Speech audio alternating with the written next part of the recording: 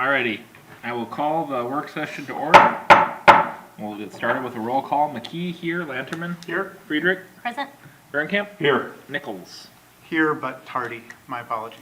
No worries. You We're were just starting killing now, one, so I you're thought good. it was 5:30. It says 5:30. It says we mentioned it the last meeting 5, but it does say 5:30 in several places. So it's 5:11. We made it work. You're absolved.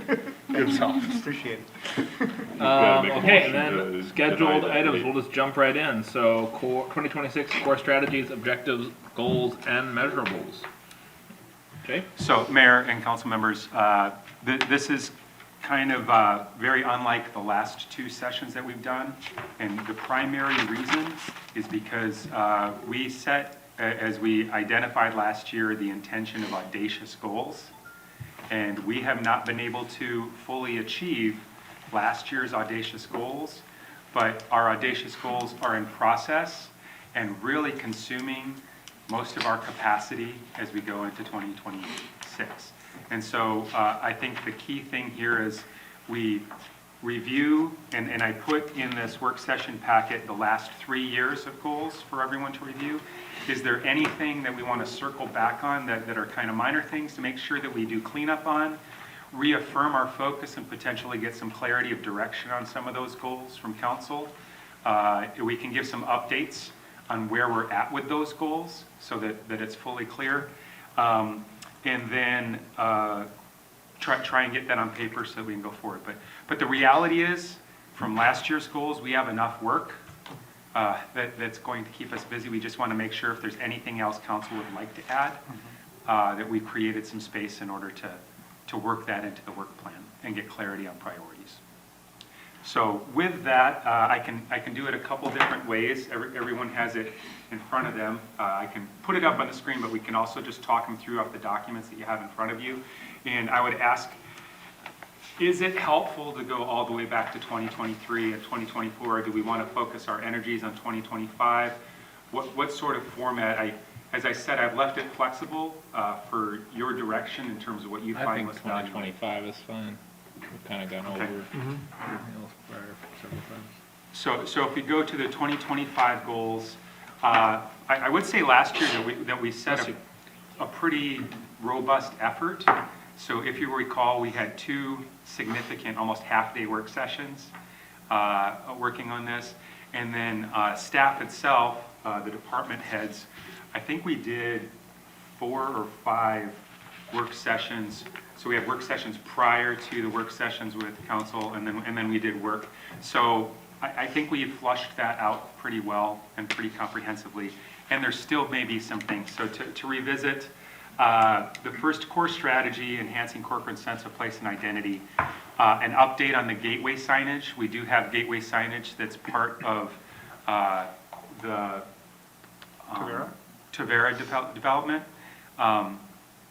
And so we should, it's gone through the whole process. We should get the last piece of it. We're talking about the maintenance responsibilities. So we were ironing that out actually yesterday. And so that is almost complete. That was the one gateway signage that we had identified. We don't have any other gateway signage projects identified beyond that right now. Or is there any desire to add other gateway signage projects, or do we want to do like we did with Tavera, and when the opportunity presents itself, potentially consider including that within the development agreement? I think consider when the opportunity comes up, but Mr. Mayor? yeah. We talked about the industrial park up on 101, that retaining wall.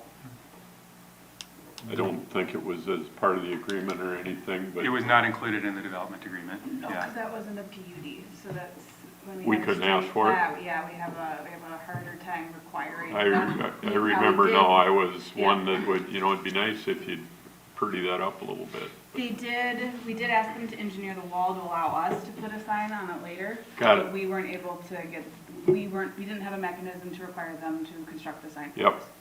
Oh, I remember that now. Thank you for Placeholder. clarifying and stuff. So it is a placeholder. And there's potential other applications coming in, but also not going to be a PUD, creating an opportunity for us to do that. So I think it would still be a city responsibility Yeah. when the time comes to do that. I'd like to have I'd like to see how Tavera looks and if that really is perceived as being valuable to the city Good way. before I want to invest in doing others. So let's try to finish that one strong and then see how that feels compared to coming in on some other major road. I don't Are think a we- decision point on any other would come up before that one's done. Okay. Even if other opportunities potentially were thrown out, we'd have a lot of time to weigh in on it before we decide. Are we part of the design of that, or it's up to them? They're artists and, So as far as the Tavera, they had a proposal that was reviewed a few years ago, and they are moving forward with the design that was okayed by council at that time. We were able to get our logo updated on it, so we Okay. definitely are part of the discussion, but they have proposed All right. a foundation to the sign that we're moving forward with. Okay. So that's the gateway signage, city park rename that has been accomplished. So under strategic objective 1, celebrate sense of place, the 2 goals for 2026 are either in process or been complete. Do you want to throw in the mural project as another item that, I think we've completed our portion of it, right? We've chosen a design. it needs just, to get it just applied. hit winter and just needs to be done. Oh, and on stuck dominoes? On the dominoes. Yeah, I think that, I don't know that we need to put it down as a strategic goal. I think that's in process and will happen. but- Yeah. But calling it out. I'm just saying take credit for it since we're Right. already doing it. Okay. I'm good for that. So we'll add that as a third, as the mural project. Gateway signage will remain on there until it's complete, and then we'll monitor that to see how Tavera works out for potential future projects. And we've already accomplished city park rename, so that will come off. So we'll have 2 goals for 2026 under Celebrate Sense of Place. Provide diverse community amenities and recreational opportunities, core strategy. The strategic objective was a strategic park plan. Establish clear vision for a strategic park plan. That's been in process conversations right now. On March 12th, we have a joint session planned with the Parks and Trails Commission for our work session in order to have a conversation about the next step and what to do with the other parks, particularly the park space in Bellwether and the park space in Tavera, in order to get some guidance on that. Is there something beyond that that council would like us to do in terms of strategic planning for parks at this time? And I think our goal there was being able to implement more of the park plan more quickly, so rolling out additional sites as we have park dedication dollars available to do it. Is that covered in 2 or 3? So I would say the strategic park plan is kind of, while it hasn't been articulated that way, is along the lines of what you're saying. So first it started with defining and clarifying what's happening and how it's happening in Heritage Park.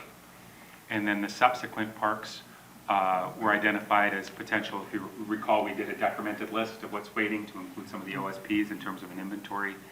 And then the action plan, the next step of the action plan is this work session in order to determine what's the priority for this next phase.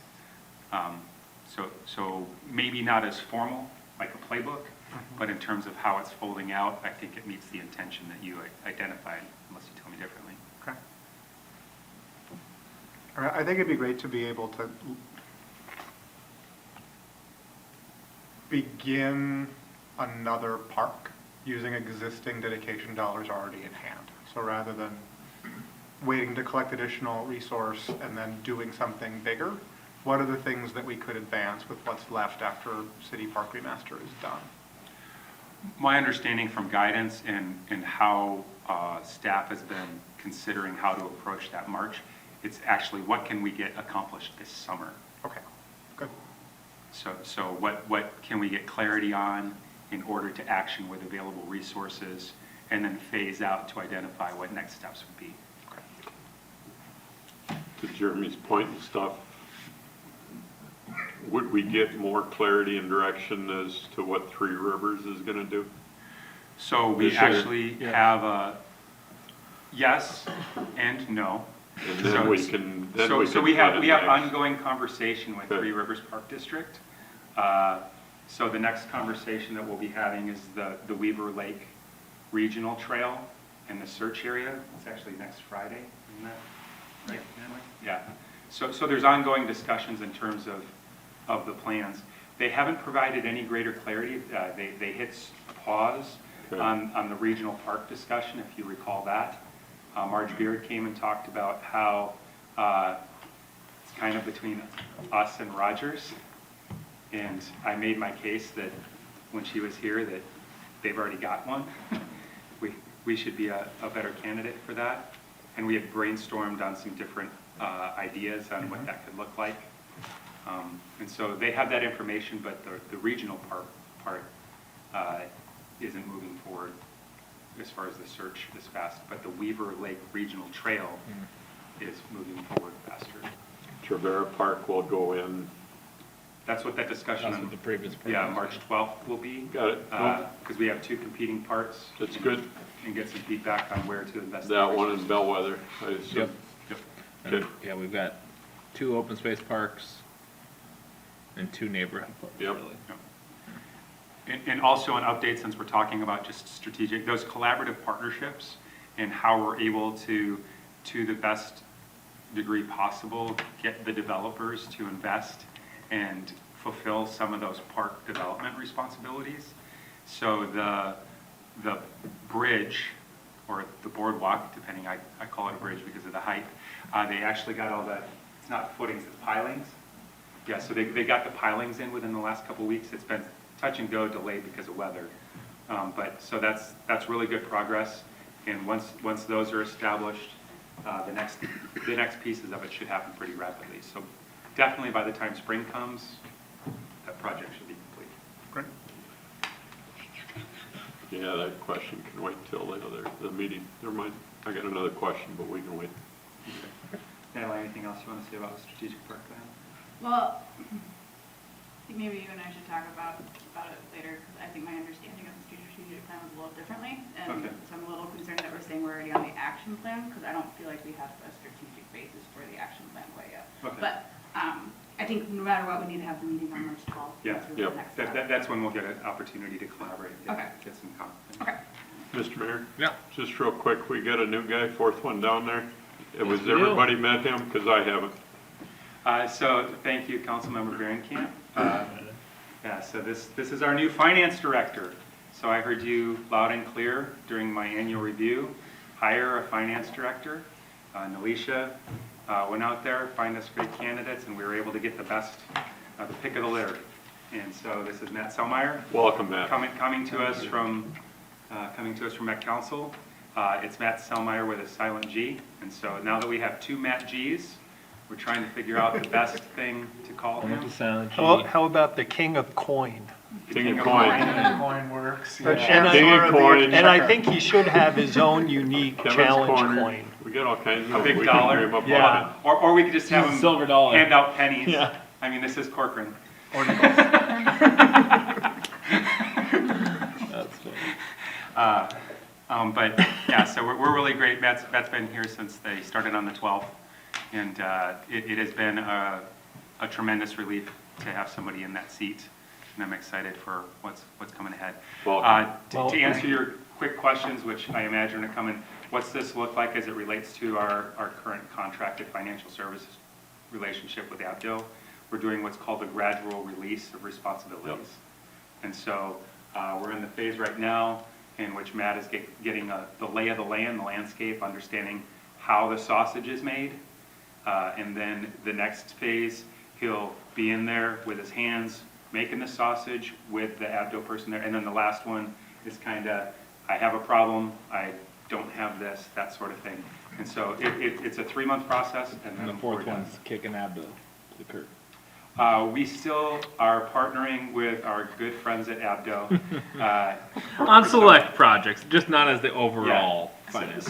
So they They are help good us out, in and select areas. their history and understanding of our history is tremendously helpful in True. solving some of our True, challenges. true, true. But first priority that Matt's been investing in is escrow, because that's been inexpensive. Yeah. service for us, and so we're Complex. hopeful that that will be the first thing offboarded. Wonderful. Sounds good. Anything you want to say, Matt?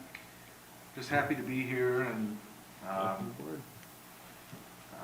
think Jay covered it all, so it's. Well, of course you're happy to be here. We know where you used to work. Yeah, I was It could only go up. I'm just saying. I was thinking there might be a comment or two about the Met Council. Oh, there will be. There will be.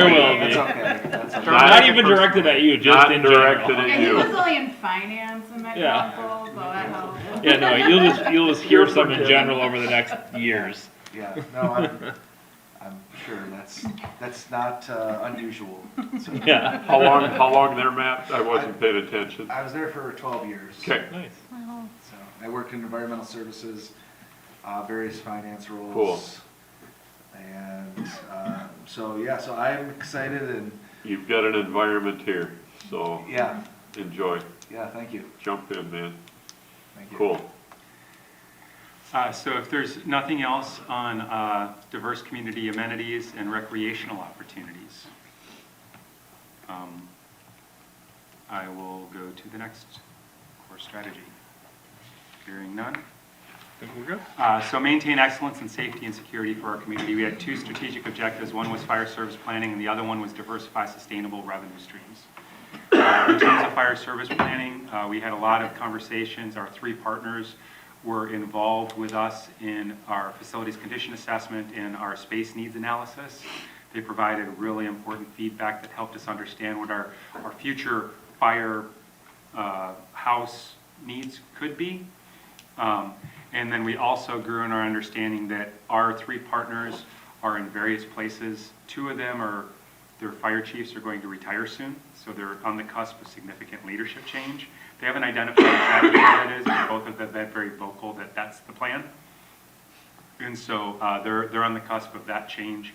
Our partner to the south has added multiple other agencies in the last couple of years, which has changed the landscape of their operations. And so what we affirmed through our conversation when we had our work session is they're providing great service to us. That's affirmed when we've had calls in the community in terms of them showing up and protecting people and property. And so that's where we're at with fire service today. As far as the long-range planning, one of the challenges has been as we're having the space needs discussion for the city hall and the police department. Some of the voices out there are trying to commingle the conversation. Even though I have stated publicly, every time fire service comes up, that should council decide that they want me to create a fire department, I wouldn't be here to do that, somebody else would do it. Somehow I still end up accused of scheming to create a fire department. Same. And so that's frustrating, that's not true. We have three great partners providing service. On that note, I've been doing some thinking, and I almost wonder if it would be worth it to bring forward at a upcoming meeting sometime, just a resolution to kind of state that we're maintaining status quo for now until, future date, whenever that would be, where we can maybe do further studying and have the capacity to actually act on, and the need to act on doing something, whether it's a building, whether it's whatever that ends up looking. So through, the decade or something like that. I'd agree with that. I think it's fair to say that we're getting everything we can out of our previous plan, and that we've done a good job of taking stock with our partners on where they're at, what they can provide, and I think they do provide good service.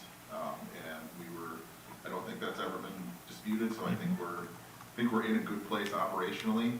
I think to your point, as we look forward what the future holds, we know that the costs are escalating quickly and that we're gonna have a plan, but in the midst of prioritizing, what our immediate needs are with facilities and everything else, it can probably make sense to know that is functioning well, but I think we're gonna have to, in the future, probably develop strategies, but that's probably the least of our worries functionally as a city, I would say.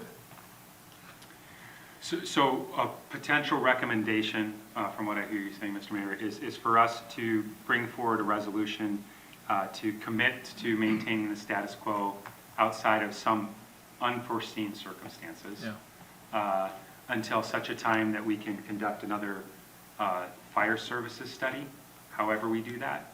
That allows us to get through this window of civic campus planning and focus on that. It clarifies to the public, for those who are trying to commingle this conversation, that that isn't part of this conversation. We're committed to the present status quo. And then that also buys time for those departments to kind of settle down with some of the changes that they're on the cusp of or they're in the midst of. And hopefully it helps with some of the, I feel like maybe not, it's not, a bad intention, but I think what happens is some form of a game of telephone of, oh, Corcoran's looking at doing this with fire. Oh, they're doing a new building. Oh, they're going to create their own fire station and their own fire department. And suddenly all of a sudden, Jay, Tom, why are you guys creating your own fire department? We're like, we're not. So hopefully this would be something we could physically point back to and say, this is our policy, is what I was thinking. I think it provides clarity for our partners too, in terms of our expectations, so that they don't have any confusion about what our present priorities are. It also gives them hey, at this time, or whatever that date is, we're gonna ask questions again. The last fire service study was completed in 2018. The community looks a lot different now than it did in 2018. And so I think a refresh on the fire services study is probably in order before we try to make any strategic decisions about facilities in the fire service realm. So I'll take that on for the fire service planning. The measurable will be a resolution committing to the status quo, barring any unforeseen circumstances. Sounds good. As far as diversifying sustainable revenue streams, we're probably our greatest opportunity for a sustainable revenue stream is with the franchise fee potential. And we're not at a place yet. It's taken us 2 years to get our first franchise fee over the finish line. Well, we did. Franchise agreement. Franchise Right, agreement, thank you for yes. clarifying. Yeah, so there is language in there that leaves the door open for a franchise fee. But not at this time until we have the other franchise agreements in place. And then we'll get clarity on what those expectations might be, and be able to communicate that to the public, because that impacts our users who are partnering with those franchises. So the communication plan becomes really critical then, so they understand. Can I ask a quick question? Yeah. What kind of timeline do you think it'll be with the other ones? So we have one of them is beginning the process. I never would have expected that the first one with Excel would take us 2 years. It was extremely frustrating. And I also can't say, like, it wasn't sitting on anybody's desk. It got passed back and forth so many times. They're just, when you can't agree on certain things and you don't have a leverage in order to, like we're not in a place with a lot of leverage. You have to approach the conversation a little bit differently. But I would expect at a minimum at least a year. So Kevin primarily has been working with John Thames very diligently. And so I think here's a safe assumption. I think we want to, the goal for us would be to wrap up sooner. yeah, absolutely. And the information, once we have an agreement with an entity, it's easier to say that agreement's already in place. So my understanding of talking with the attorney is once you have an agreement, it kind of coalesces around that in the industry, so to speak. So I can't promise that, but I would say one of our goals would be is to wrap up the other two, and they should happen faster now that we have a formal agreement. So basically those terms almost apply to the new one. We have a stronger case for that. So a potential measurable could be by the end of the fourth quarter to have all of them brought before council for approval. When we say all of them, so we have Excel, what are the other entities? West Hennepin Electric and Right Hennepin Electric. so right Hennepin And Electric. Centerpoint Energy. And potentially, CCX. well, that, but broadband so Comcast and any other broadband providers in town. ComCan, I CenturyLink. think you can, I think it's It's, So I think I, you we can do just them. I think had, they play less into the, this topic of conversation with the revenue. I don't think it applies commonly. so I It's got newer. a tutorial today on the broadband. Alicia and I were there for legislative update, and it's actually been kind of contentious trying to get franchise agreements in place for broadband providers because there's some federal requirements that give them a loophole out. There's only one city that's been able to get a franchise agreement in place with a broadband provider, that was Woodbury. And so I just found that out this afternoon, so I plan on taking a look at that to see how that would fit. Present people in the community, the Comcast and the others, providers in the community, were identified in the conversation, and because they do other sorts of things, that was a conversation with Daniel Lightfoot today from League of Minnesota Cities. I think it's a potential opportunity with a lot of hurdles. something to keep track on, and I know some of the CSAC people, their legal help has been on the forefront of that topic specifically, so I'm sure they'd be willing to help us if we had to pick their brain a little bit on how to handle that, so Yes, sir. might be worth looking into. But other than that, I think that would be all of them. Did you have another question, Michelle? Well, it's more of an idea, and I don't even know if this really relates to this topic. It might be something different, but when we have developments coming in and how we have them allocate monies to like park funds and things like that, I'm just thinking about the substation, and that the city ended up probably spending a fair amount of money on figuring out where that substation was going to go. As not a direct revenue stream, but like a savings, could we somehow write into our code when developers are coming in, if there's going to be additional electricity needed for that development, that's in place somewhere within their property, the substation? I mean, I know a lot of things have to fall into place, but it just seems like there should be additional thought put into that where the developments are going, especially since we're growing so quickly.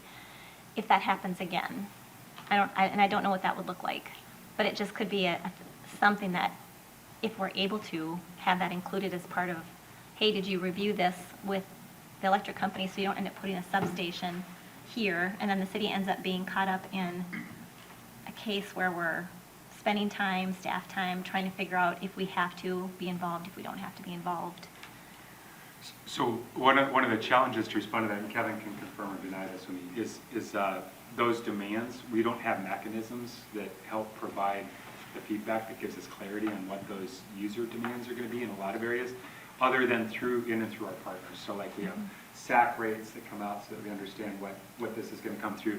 That's through an outside entity, and it really becomes a pass-through in which they tell us. Similarly, Kevin, it's like if there's an electric demand, and then which zone they're in also, so we have some that are in the Excel zone of service and some that are in the west, I keep saying west, right Hennepin electric zone. It also has some bearing to do with where the transmission lines are located.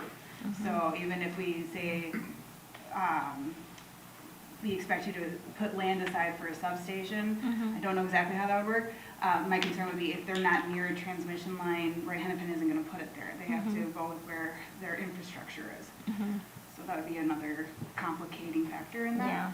I think it would be tough, but if you can find it somewhere that's done it, definitely bring it into council and we can take a look at it and see if it applies and it's workable.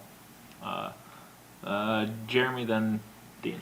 It might be worth considering capacity when we're doing the comp plan next. So work with Excel, work with Right Hennepin, where are they with regard to supply versus what we're planning to develop over the next planning period.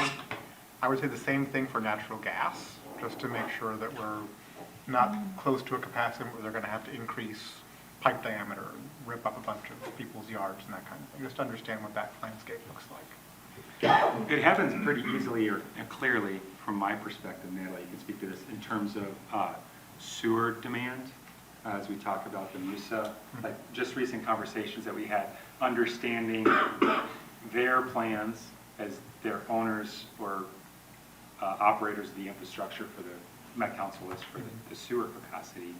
But it's pretty transparent to me in terms of the other demands and how that planning happens. Do you know how that gets tapped into? Like we're very carefully having conversations about sewer capacity and how we meet the water demands and how we're looking at the transportation infrastructure.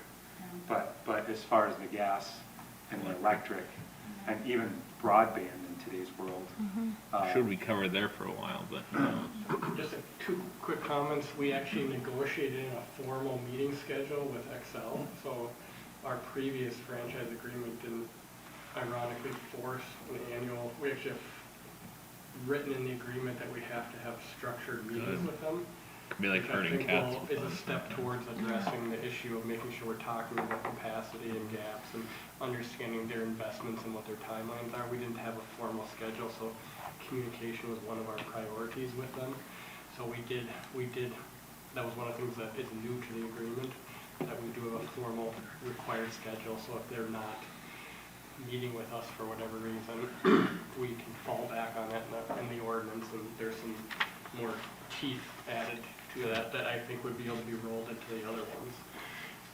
Or that's at least our intent in my understanding. So I think that addresses the communication issue a little bit. The other thing that'll add is they're still public utilities. Like the Public Utility Commission has its own rules and regulations that sometimes supersede our regulations and abilities. So they are an entity with a fair amount of powers and rules that are given to them by the federal government and other agencies. So we're working with somebody that in some cases might have more authority than us. So those are some of the challenges that we face in these conversations. But I think the forward advance that we got is that formal request to have ongoing quarterly meetings, which I think will help everyone with some of the unexpected things that are coming and solve some of these problems. And Natalie, I don't, oh, sorry, go Oh, ahead. sorry, go ahead. Natalie, I don't know if you're familiar with any of the new stuff that Met Council's, these two new tools and stuff that for planning that they're launching for 2026 for the 2050 planning cycle. If you play around with that, I don't even think they're finished with all of them yet. And I don't know if it covers stuff like that, but it does cover a lot of different stuff that you wouldn't think, at least in my opinion, from what I've heard on LUAC, that wouldn't be part of a toolkit and hasn't been in the past. So maybe when you get familiar with that, if there's anything that would be valuable for other I don't know if what they would be looking at would be dealing with capacity for electrical, and I know CenterPoint's, I'm gonna be careful what I say in public forum. CenterPoint can be very secretive with where their infrastructure is located, and that there's reasons for that. Yeah. So I don't think that would be a map made available by Met Council, but I do think we could certainly reach out and try to see what planning might be in the works. Yeah, I think in the next few months they're going to be releasing some sort of set of tools for planners that you can play with and actually use for planning purposes, and it gives you all sorts of data. Yeah, that didn't I know have they in had the to do past. something because of the climate goals, so that there were, they Yeah, emissions and stuff they said that they were kind gonna of spun provide out from that, and yeah. then some stuff it's like, Yeah. I don't know why that's necessarily there, but it's a tool that maybe will be useful someday, so. Yes. Yeah. I do We're not think it'd paying be, for it.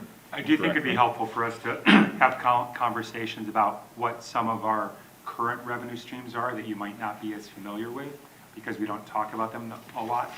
So like Kevin and I were just talking about MSA, and at some point it will be helpful for us to have a conversation about how MSA is applied and how do we use that for our road infrastructure.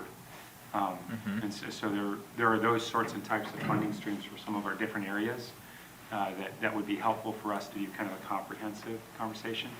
And in terms of diversifying our sustainable revenue streams, I think it also, from a long-term strategic goal, we have a finance director now, and for the next year, his plate overflowing.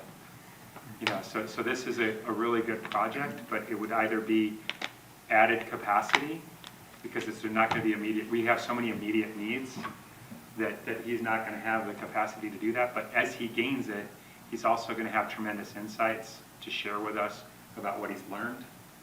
And so, you know, we're just at the front end of that. I think but- long-term is great. I mean, we don't want to I don't wanna overload. It might be a really good the follow-on, get it in place so that we can have in 2027, a more thorough conversation about it, maybe bump that to a 2027 goal, is something to consider with the other competing demands that we have. I think it would be good to have a measurable around interest income. We've talked about that for the last 2 or 3 years. Yeah. I know we're getting better at it. It felt like in the last budget cycle, we didn't have a lot of revenue expected despite that progress. So it would be good to understand what additional levers we can pull to maximize that. So going towards that end, actually today, I'm going to call him G Money, had a conversation with our investment portfolio owner, Corey. And so we're going to be able to have a lot more eyes than I've had the capacity on it. I was eavesdropping on the conversation. I'm excited to see what's happening next. Good. Cool. Dean, did you have a question after Jeremy? Not a question, a statement. When Wright Hennepin was here and we were here in all the elbow deep and everything related to the new substation, the question that I gave them was, what is the capacity for the future of Corcoran based on our comp plan? They said that was the last station they needed to add. And the capacity was enough. If they needed more, that's where it would go.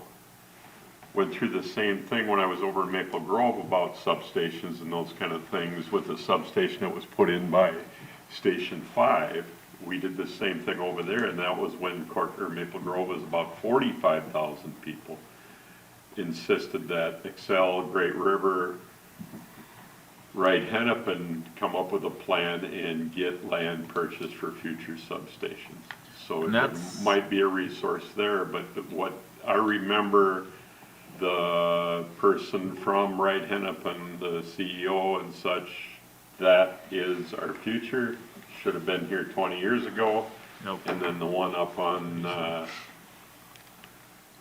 117 was the other one, and didn't know why we were asking. That's So kinda how I remember it too. just an FYI, we should have enough capacity, and At least for Wright Hennepin. the old substation should be gone by fall of 2025, so. So the old substation, if you've driven by, the major infrastructure is gone. The fence is still up, and the reason the Yeah. fence is still up is so that no I know, snowmobilers. I'm just Yeah. saying it was supposed to be gone, it's not gone yet, so.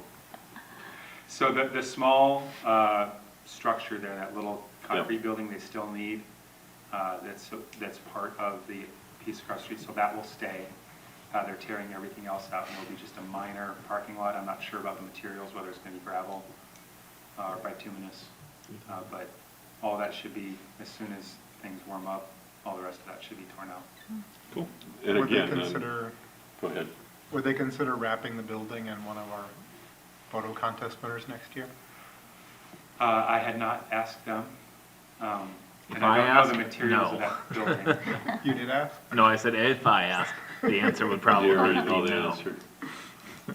they need to be partners with us, they don't need to be so standoffish, but we're never gonna change that, so. Unless you run for the board. That's true. They don't really listen to them either, That's also true. just saying, been a Red Hennepin customer for 40 years.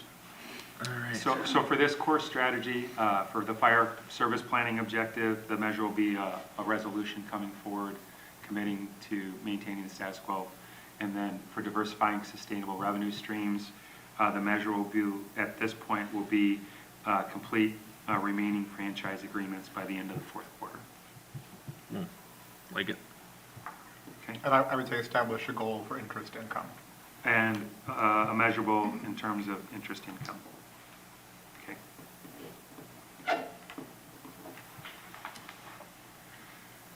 So core strategy, ensure high-quality market-driven growth, clear city vision for intentional growth.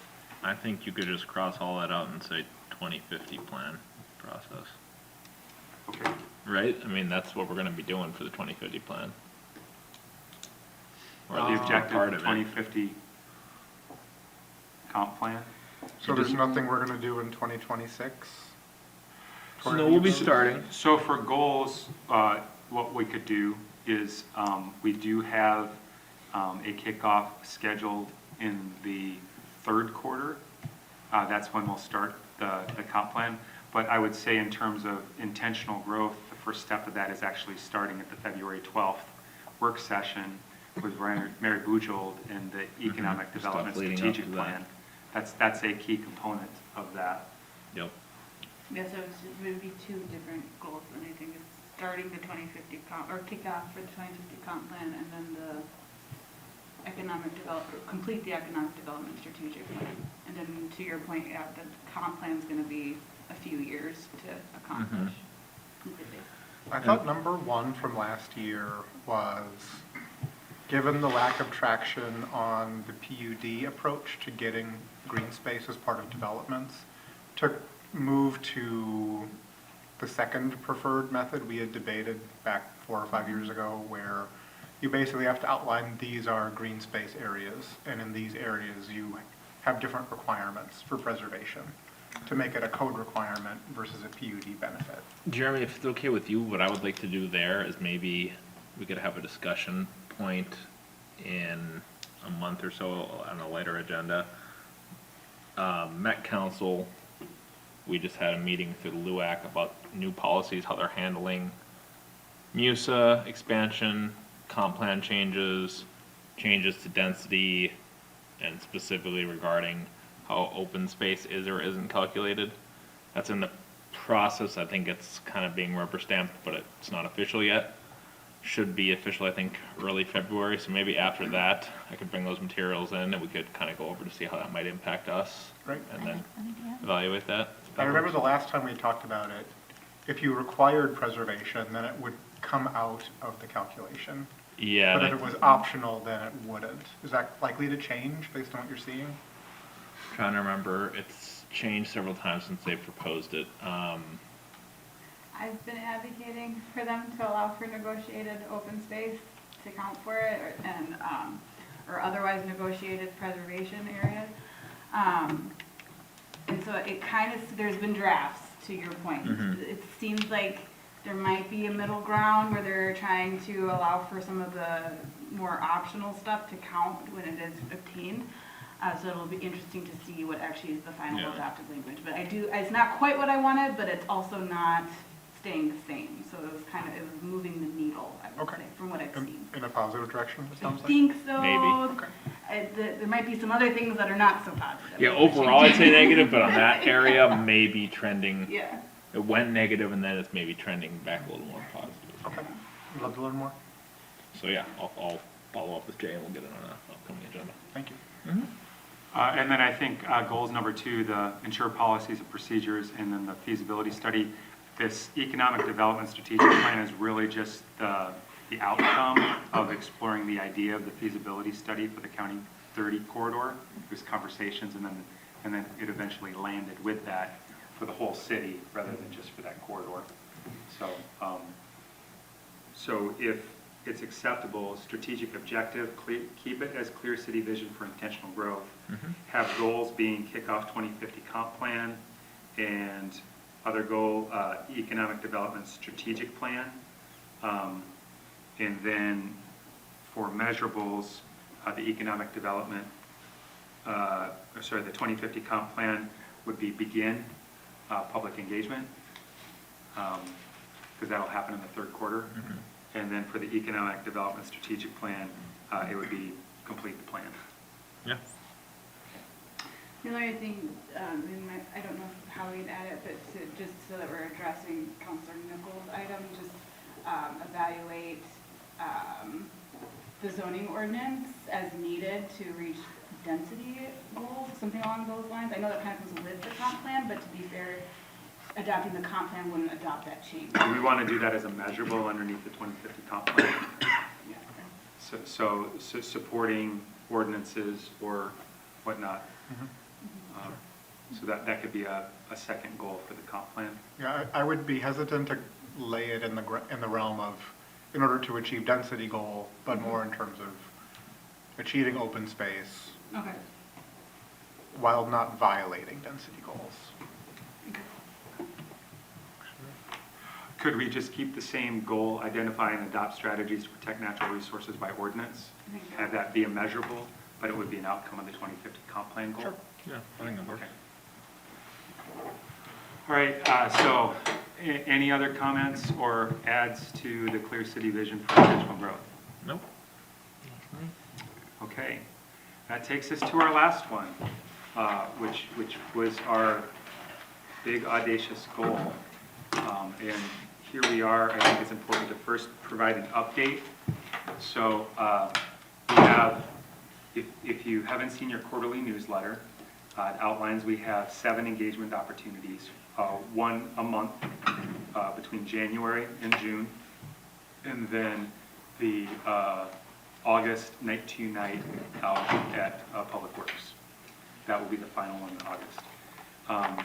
Those engagement opportunities will change, so it's intentional engagement based on available information. So this first one is really trying to tell the story.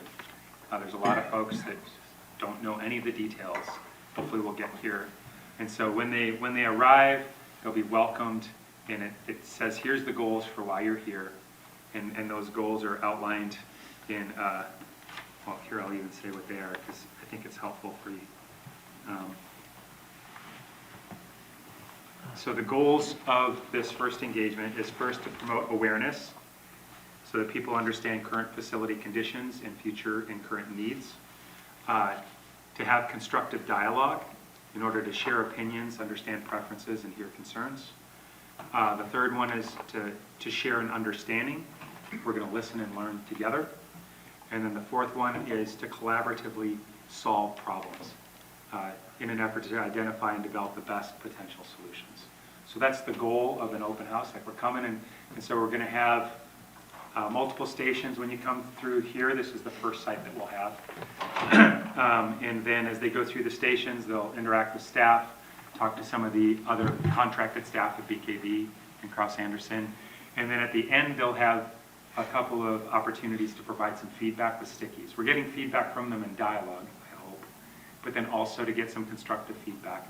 One of those will be, we're trying to educate them on current services, and then get feedback from them on, are there other services they'd like to see provided that aren't currently provided? Because that informs us what isn't in our building that they'd like to see in the building, potentially. And so that will inform us for the first engagement. Then the second engagement, the nuances will change a little bit based on the feedback that we've gotten. And then in third and fourth engagements, that's when we've started to get feedback, and we're trying to refine what we need for the survey. So the survey will go out to every home on April 1st, or the first week of April. They'll get it in the mail, give them a code. It's a one-time user code in order to access the survey. They complete the survey, and then we collect that data, and that will inform us. We'll have that data before that last of the first 6, before the June engagement. I don't think we'll have it in time for the May engagement.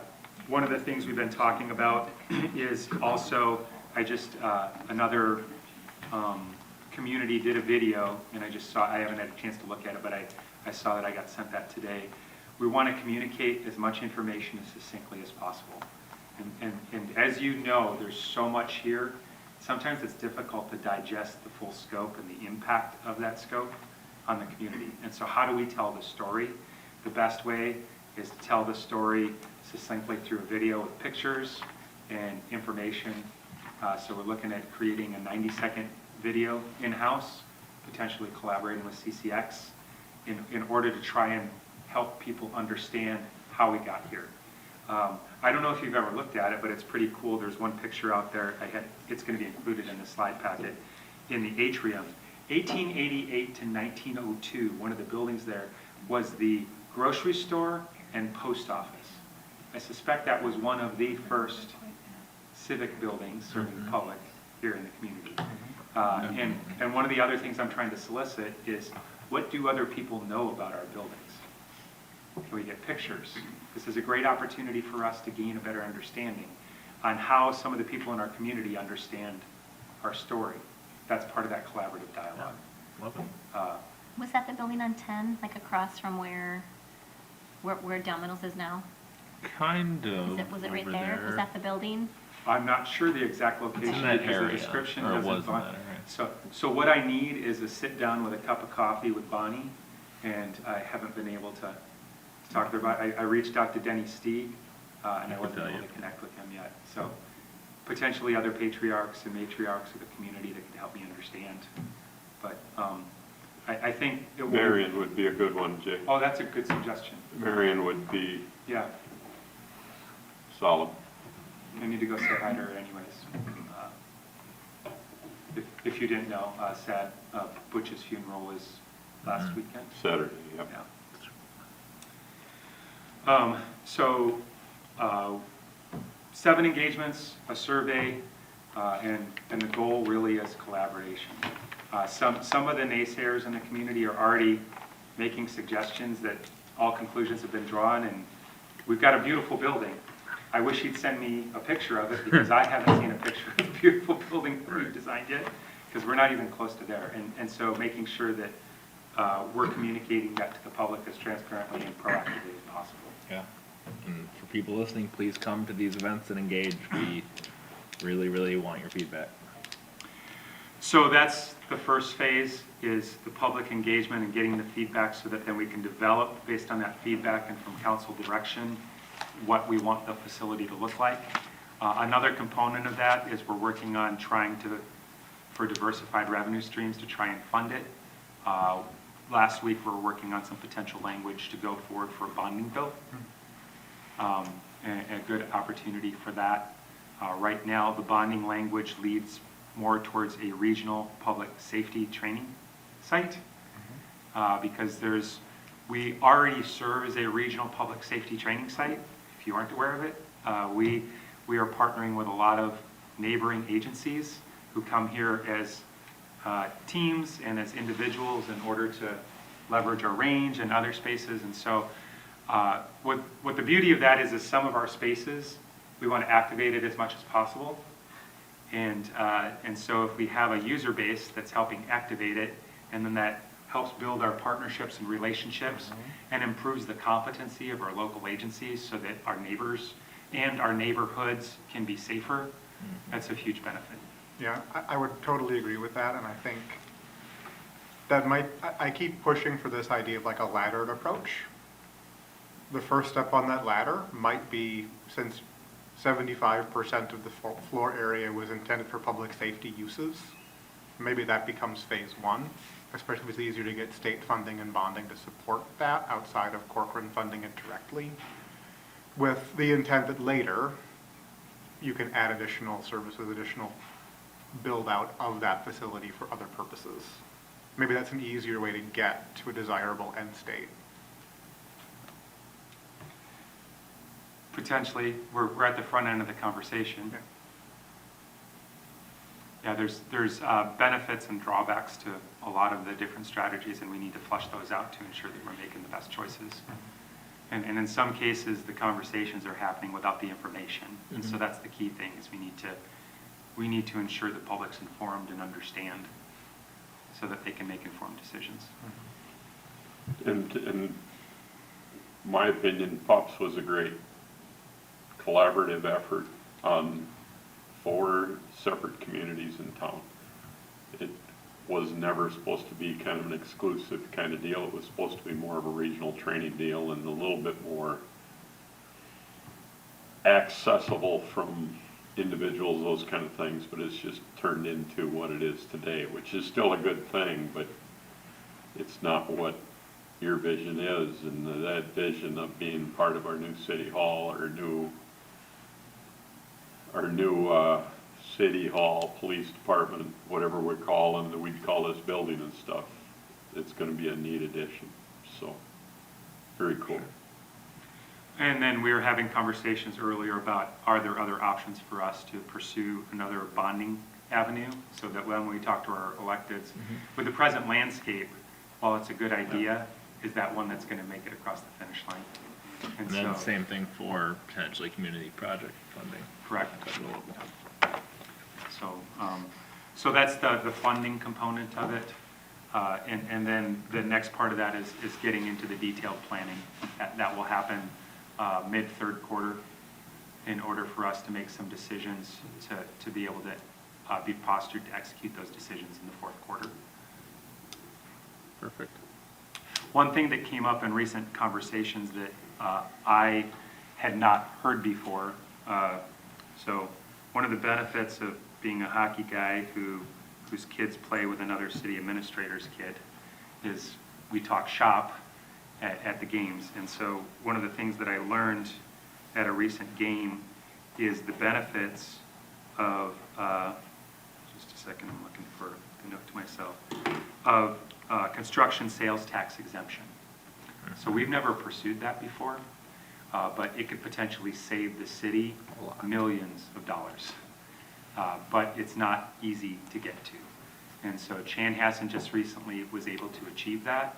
And for their significant building project, what that means is you've got, what we're doing is tax exempt, but what the contractors are doing for us is not. This allows us to recoup all of that tax cost from materials that we otherwise could not. And so the avenue in order to pursue that would mean that we hire a lobbyist, because it has to be approved by the legislature.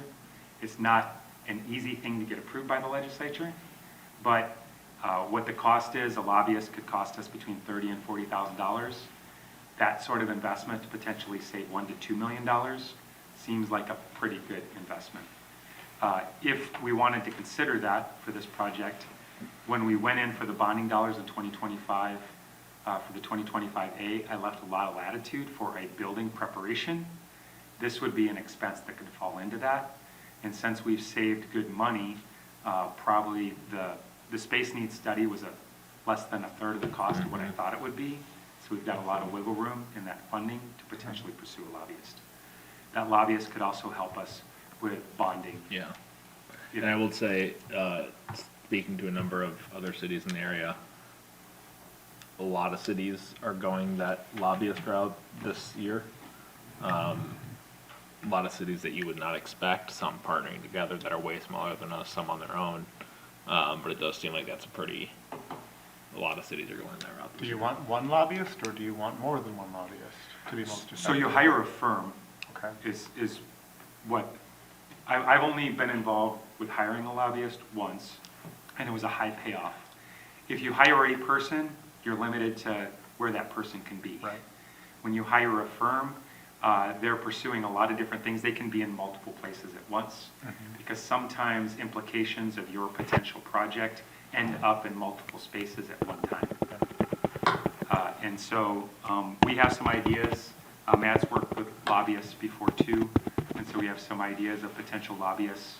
But that would probably be something that we'd have to bring forward to get moving on here soon, if that's of interest, because the session starts February 17th. Yes, I'm I would support that. definitely interested. Okay.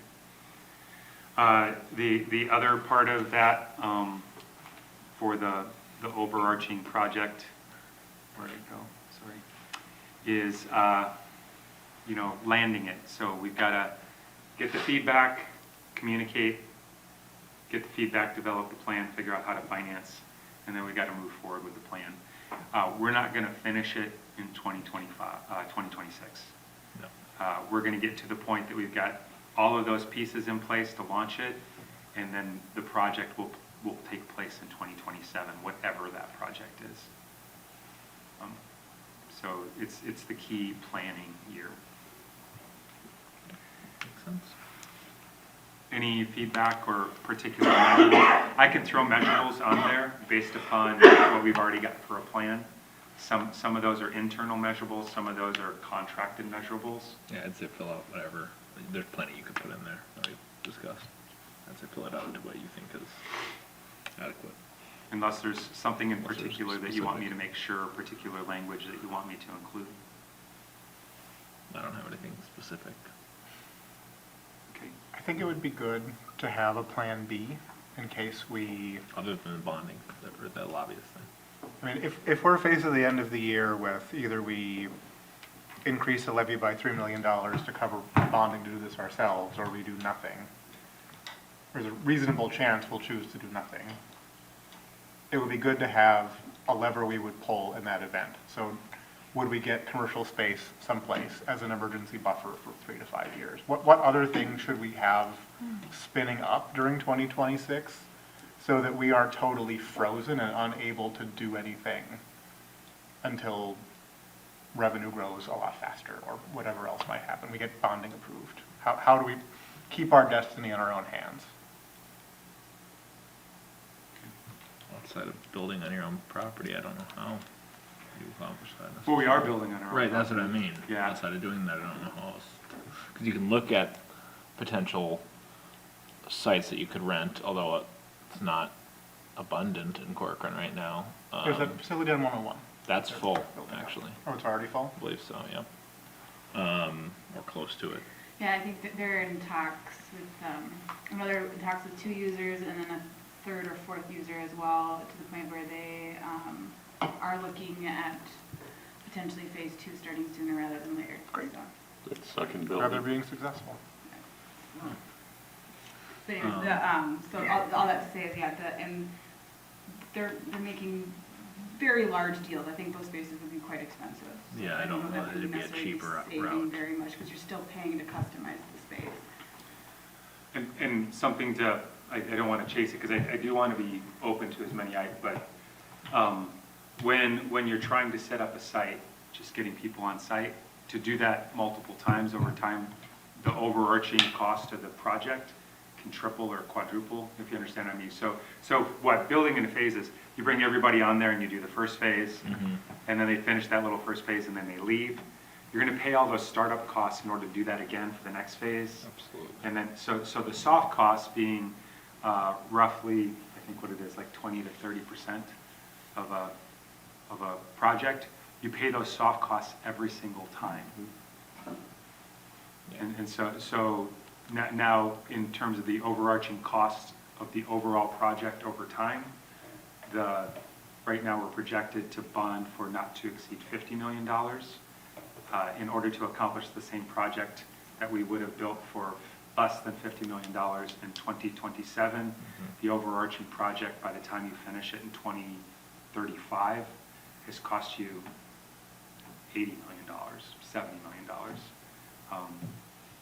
So I only experienced that once, but that's a real cost. By getting as much done as you can, when you have someone on the scene, there's a lot of savings in that. And then also, you know, we'll see that with the fire station that projected $13 million in 2026. I would suspect it's going to be more like $30 million by the time we visit it again in 2030. I think Rogers Station that they just completed started as a $2.5 million project. I think that was increased to a $5 million. I think their final, when they finished it, was $11 million. And this is all pre-OSHA new standards, which is going to kick everything way up on the fire side. Yeah. But just as we think about how to save money, we also need to be realistic. I was having that conversation with Pat Meister. You know, we knew when we built the Public Works building in 2014 that we needed 20,000 square feet, and we built it at 13,000 square feet. So we started from a deficit. And now, in order to meet the deficit, we're going to quadruple the process, quadruple the cost at this time, if we were to do it today. And that isn't on the agenda to do today. Right. So the costs are going to continue to incrementally go up. And so, in terms of stewardship, the best steward, is it to bite down and do it today, because in terms of the long-term financial security of the community, you're going to get the most bang for your buck today?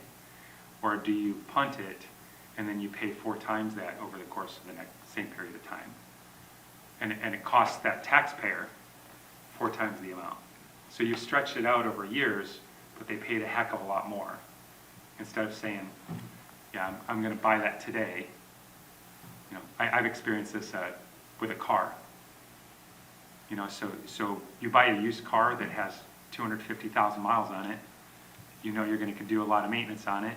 It costs you a whole lot more than if I had just bought a reasonable, reliable car that was newer sooner.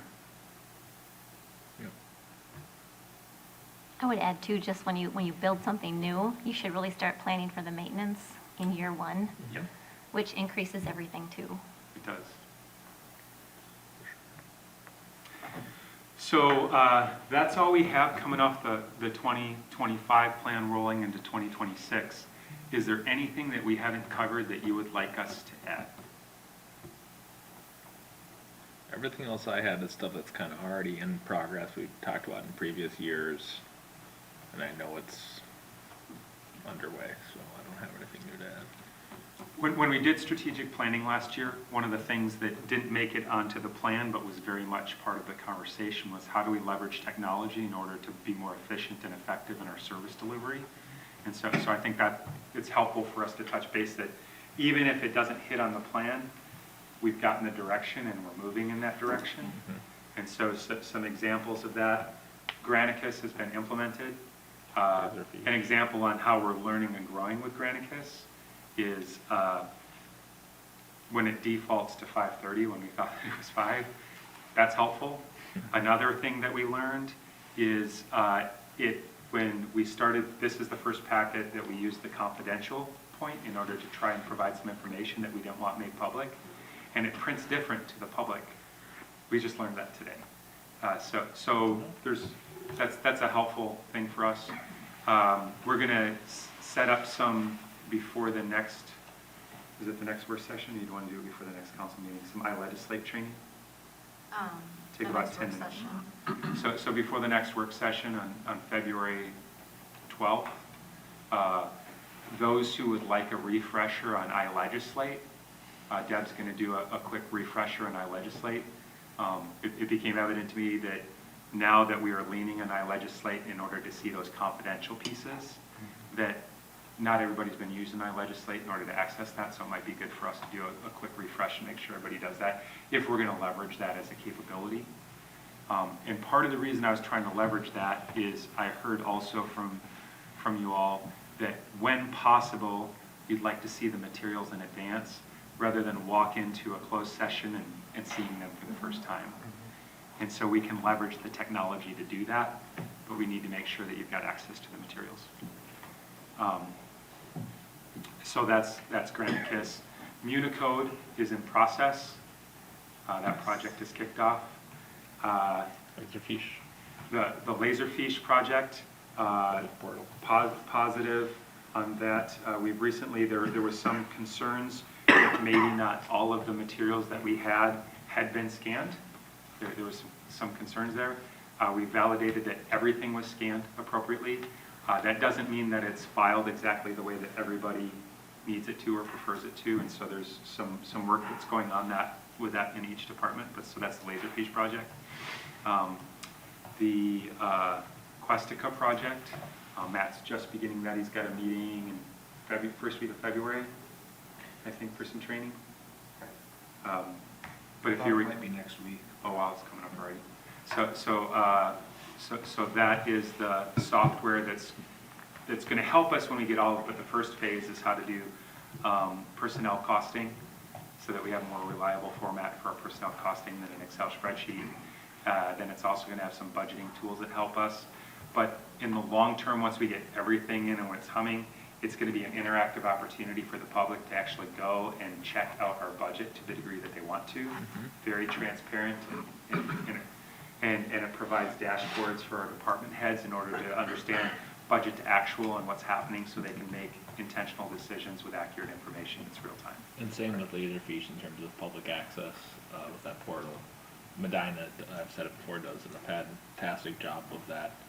Once we have it all sorted and everything, you have your property or you want to see how your neighborhood got approved in 1979, you just go down the year, meeting, or you can search the development name however, and has all the documents from that. Yeah, so I just want to add with the new scale servers that the council approved in late 2025, that will give us the capability to add that Good. Laserfish public. So Love it.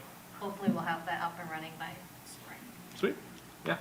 As long as it's underway, that's all. What am I missing, rest of the team, in terms of what we're leveraging for technology right now? Permitting's changed. License plate readers? Huh? License plate readers? We have those. All per cameras?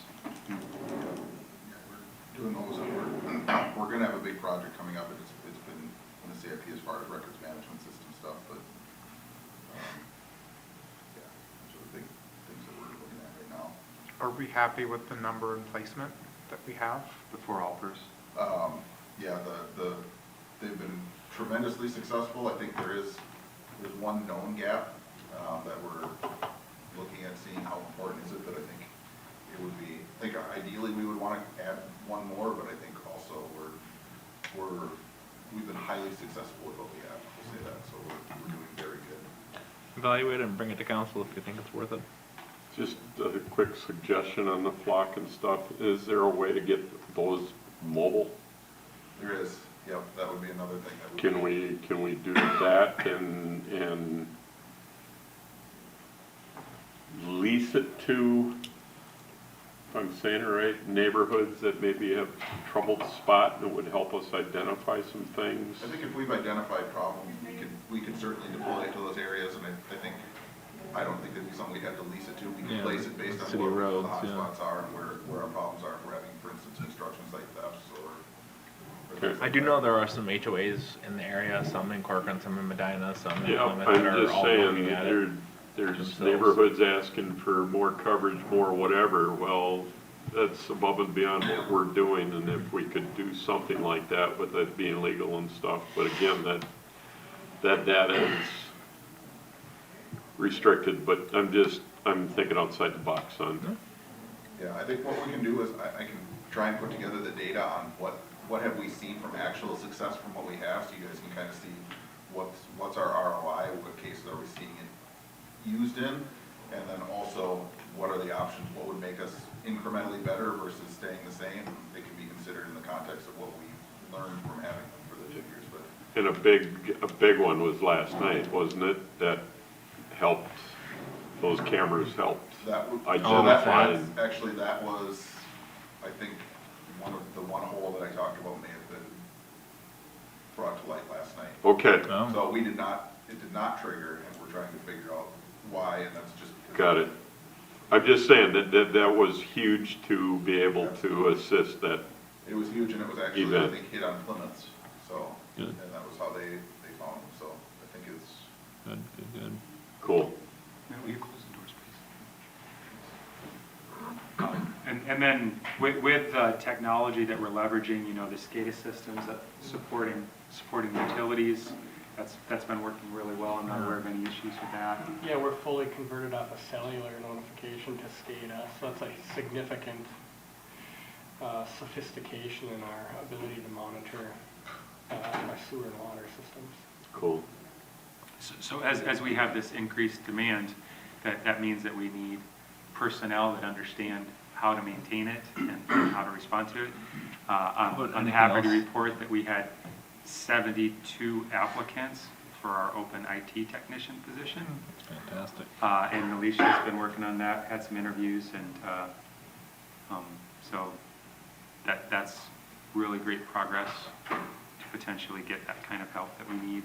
But that's critical to recognize that when we increase our sophistication, it also increases our demand for our capability to be able to respond to any issues. You mentioned utility. Any other utility projects we should list on the 2026? I mean, we have a goal to do a REIT study. Okay. We had it actually last year, we rolled it over this year, kind of paused it just with the switch to the finance director position. That's an opportunity to let him be involved in it, so it kind of slowed down to let him ramp up with us. But we would be looking at that, and then outcomes of that, would fall under diversified revenue sources too. Like, do you do anything with the water tower, like in terms of rental, or all that would be evaluated in that study. So, are there other things that we can look at in terms of putting something on the tower that collects the data instead of driving around in terms of utility billing? We're always evaluating that stuff. That's part of the process, and we bring forward anything when the time is right. But I think the rate study is really the next Gotcha. big piece before we make any recommendations related to utilities. I guess the only other, oh, sorry. So one other thing, I think we mentioned this a couple times, I'm not sure if the rest of the council would agree that it's a priority. The rental ordinance we adopted 2 years ago, do we want to talk about if the mobile home park is moving from a leasing a pad model to actually leasing homes to residents? Should that be something that falls under the safety inspections that we require for a rental license? I don't know if that's a right now decision. That's probably gonna be a little bit trickier to figure out. And I don't know the legalities If of I it. could make a suggestion, that might be a good conversation after our lawsuit's concluded. Yeah, Yeah, that's not, good call on that. I think it'd be good to include on a list, like Yeah. something that we need to probably review. Yeah, could put it on the list for whenever that. not related to that, just the review of the rental ordinance. Yeah. And Yeah. keep it that way until we talk We can put that specifics. on the work plan, it doesn't need to be a strategic goal. So since this last point, as Kevin was talking, the thought came to me that it might not be it's in process, but it doesn't need to necessarily be listed as a goal. But if you're wanting to check off some things that we accomplished, this is the way to do it. So if you recall, we have $10 million bond for That's water what I was getting at. infrastructure. And we are going to be building that infrastructure this year. By necessity, because we have certain timelines in order to meet the bond requirements that we have to meet. And so some decisions will be coming forward here soon. But for the most part, it was already identified. There's not decision-making, there's just execution in terms of well locations and some of the other stuff. But there are some other decisions that we'll have to make. So it might make sense to put that water infrastructure related to the 10 million to bonding as a goal. What kind of infrastructure are we expecting to do this year with that? I saw a well. So 4 projects. I'll let Kevin talk to it, actually. We have the municipal well number 2, for redundancy up in Northeast. That's going where, Kevin? Can I ask That that? was planned, we did a test well in Bellwether Park. In that open space park? Okay. Yeah, technically the neighborhood park. Wells They're can kind go of just about conjoined, anywhere but they're in the small neighborhood park. We have the raw water main stuff there, we did test well there previously. So that's planned. We would be looking at water storage and supply in southeast, so booster station at the site in Cook Lake, Highlands. And then also water tower for southeast to help with some pressures and storage down there. And then. But that would then- still be hooked to Maple Grove, and then Yes, would southeast reconnect will still be hooked to later? Maple Grove, Yep, yeah, we'll and so finish some of that, we'll be working with them on that, so that was always planned. It helps some of their low areas too, but it certainly helps some of the higher areas, like in the Ravinia neighborhood of, they're in the pressure range of acceptable, but it will bring them up more to the mid-range, so. Some of the locations not too far from central, south central, are at the highest elevation, you're gonna experience the lowest pressures, so that will help increase the pressures in the highest elevation areas. I've had that experience, yes. And then we're looking to pursue potentially some sort of utility building with the remaining funds as like the 4th project. So we're working through some of that right now, but that would be. So we've had initial conversations during the space needs study. We'd identified the need for significant infrastructure, and the presumption was made that we'd put that out the Public Works building. And as we were looking at it practically in terms of how we serve the community, it doesn't make a lot of sense to have all of the utility support equipment on the far west side when all the utilities it's supporting are on the east side of the community. In terms of responsiveness and in terms of wear and tear on the maintenance equipment, it doesn't make a lot of sense. So then as we looked at existing city-owned property, the potential of it, a space that we could also get, potentially leverage some other maintenance needs is if there's a little 5.5 acre site, Bob Krause's home. Just to the north of that, there's a roughly 5.5 acre site on the property that we own. It would be a really good location for 2 reasons. It would serve the utility needs of the community really well. It has access to a major artery on 10, It's close to the other utilities, and we could also include our parks maintenance facility needs and eliminate the need for a parks maintenance facility in the south. Which is- And we could build the facility with bonds, with bond dollars, remaining bond dollars from the projects, and potentially some other utility funds, so that it wouldn't have to impact the levy at all.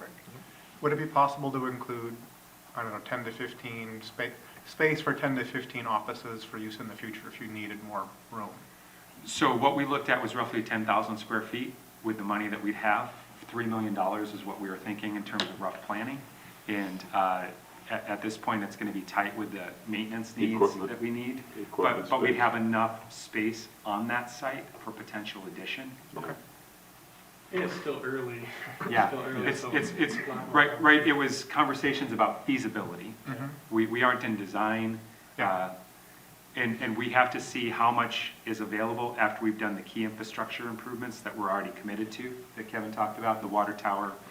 And there's the potential there that we could have enough savings to knock out some of that public works infrastructure need in a way that's going to better serve the community. Yeah. Perfect. Anything else? Anything else? Not that I can think of anything else from staff. All right. Okay, with that, I'll entertain a motion to adjourn. So moved.